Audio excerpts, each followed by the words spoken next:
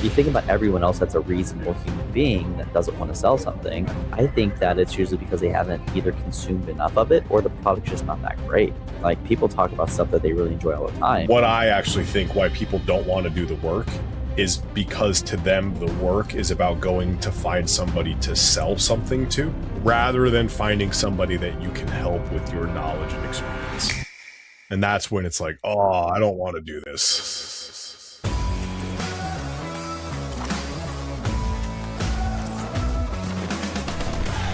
Sometimes finding your client, your next client, is a lot easier. I think it's actually a lot easier than what people make it out to be, frankly. You just go through your phone book and just reach out to everybody.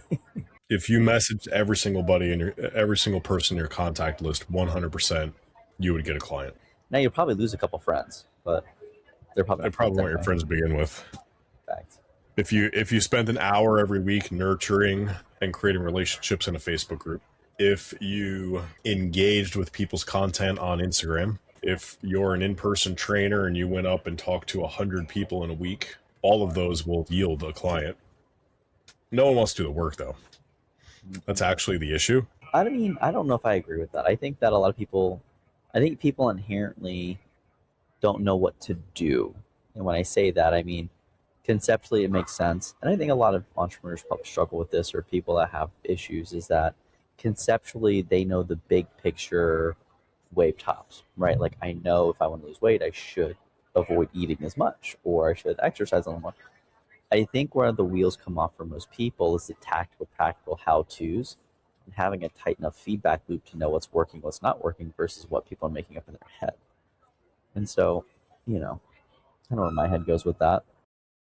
I mean, the reality is if you have a thing that can help somebody, then like that should be, in my opinion, right? It feels like it should be pretty natural to be able to kind of engage and go and have a conversation. What I actually think why people don't want to do the work is because to them the work is about going to find somebody to sell something to, rather than finding somebody that you can help with your knowledge and experience. And that's when it's like, oh, I don't want to do this. Do you think that most people that are avoiding the work are knowledgeable or experienced enough to be supremely confident that it's going to work?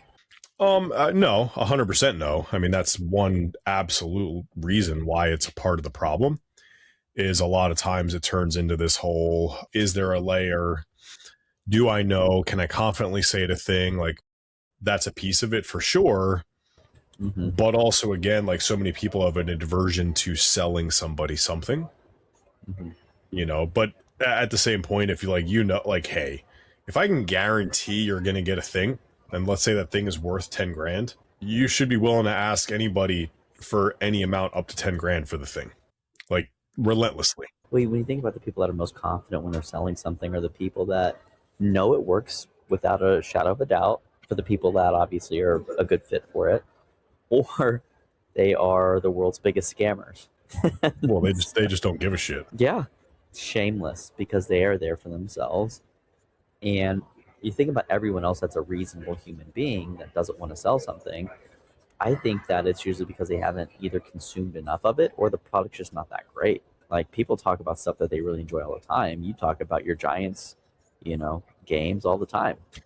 And I don't think they're that good of a team, are they? No. Yeah, they're a terrible team, but you love them. Point being is that there's a familiarity, like, you have a deep understanding of the team, some of the history, I would assume, and you know what the experience is like. And so when someone comes across your desk and they mention they're interested in football and they love the Giants, like, you have no problem being like, hey, you should come to a Giants game, or like, we should make this a thing. And so when I think about the nature of sales, I think that the number one thing most people get wrong about sales is that they don't understand the product, the process, or whatever it is that they're trying to offload onto a consumer well enough to articulate the pain points. And I mean that in order to truly be able to sell something, you have to be able to back it up a little bit and explain why it might not be a good fit for someone, which is kind of a contrarian thing to think about. But if you think it's for everyone, chances are you don't understand it well enough, and there's just some inherent bias. And when people are too certain, it actually triggers something in their brains that says, hey, this might not be the most trustworthy individual. this is definitely a turn of where I think our intended conversation was going, but it does come down to your belief and your ability to go deliver a result, which is going to come down to repetition to build confidence and, proof in the pudding style thing. And I'm willing to bet on the other side of it, you're willing to talk to every single person that's in front of you to say, oh, hey, you should go do because blah, blah, blah. People will pay for guaranteed outcomes. The problem is that there's not really always guaranteed outcomes.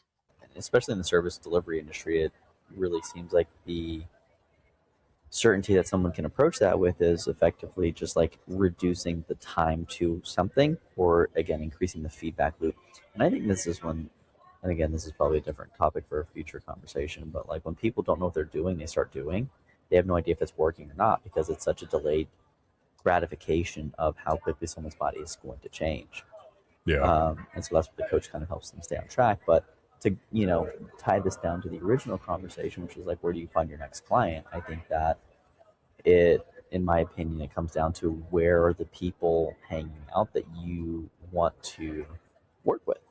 If you want to work with people that are 75 plus, that have independent living situations and want to keep living until they're 90, 100, 110 or whatever, then maybe collective, a retirement community might not be the best idea. It might be to go and find someone and just go door knock. I don't know what that would be. Maybe mailers might be a good way for you to go about that. Conversely, if you're talking to and you really like working with young athletes, I don't think that Facebook is probably going to be your biggest bet, because they think that that's for people that were from World War II in the last millennium. So, it's just like those don't fit. And so when people come to you and they say, hey, go start a Facebook group or go do XYZ method or try this principle, and it doesn't take into context what you appreciate or where you like to hang out or where you're most likely to be your authentic, engaging self that is able to just yap and, talk to whomever, then I think that people inherently set themselves up for failure. Yeah. I mean, it's an important thing to do. You have to go out and put the work in. You have to go find where they're at. I can guarantee you'll get more people that say yes to you or are willing to listen to you if you talk to 100 versus 10 or 1,000 versus 100. So swing the likelihood of success so far in your favor that failure is not an option, and just go find the right people and be supremely confident in what you're wanting to talk about and go down that road. The idea of scripting and all those components, I don't overly love it, because at the end of the day, I feel like it's one of those things where you don't know the conversation. It is a human and you want to go down that road. And especially in the beginning, you just got to put the reps in so you can see what works for you. But just going out and having more conversations is going to yield better results. Yeah. Well, and it also give you the feedback that you need, because you have no idea if it's going to land or not. And then you take someone that's, 32-year-old, compare them to a 44-year-old, compare them to a 55-year-old, and like, it's the same conversation, three different demographics. They're probably going to go three different ways. And so that's where we say, like, no matter what you're doing, just you got to start getting out there and doing the thing in order to figure out what's working, what's not working. You have to do it long enough to collect enough information and feedback that this is a good idea, this is a bad idea. And I think pretty quickly, when you do public indecency in public, like you expose yourself in public, I think you find that it's a pretty powerful feedback loop pretty quickly, right? Nothing is ever going to give you that kind of direct feedback that quickly that will ruin your future professional career as much as being a sex offender because you wanted to pee on a car in public. But if you get a lot of smaller pieces of feedback, you have to pay attention to those, because there's not going to be someone that says, hey, you should try it this way or that way as a consumer more often than not, which is why you have to get little pieces of feedback out of every single interaction. And when you just get one or two, it's not enough to create a holistic picture of what to actually do with the information that you've collected, because it might be bad information. Yeah. But I think you should get out in the communities. That's my big thing for this year, is getting into your local communities, going find people that have adjacent services, going to a medical spa. I think that would probably be a great thing if you are a competent, well-spoken, educated individual. If you barely have your CPT, I don't think that goes well for you, because you're going to talk to someone that understands how the body works very well. And if you can't have a similar conversation on shared language, then I think that, again, that's probably just not your people given what you currently have as a knowledge, skill set, or ability level at this current time.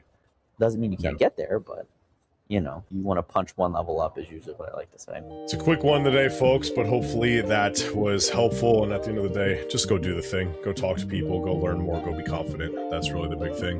But we appreciate you guys listening to Beyond the Pump, where we break down the business of fitness and nutrition. Subscribe, like, rate, review. Throw a comment down there on what do you want us to chat about. Amazing.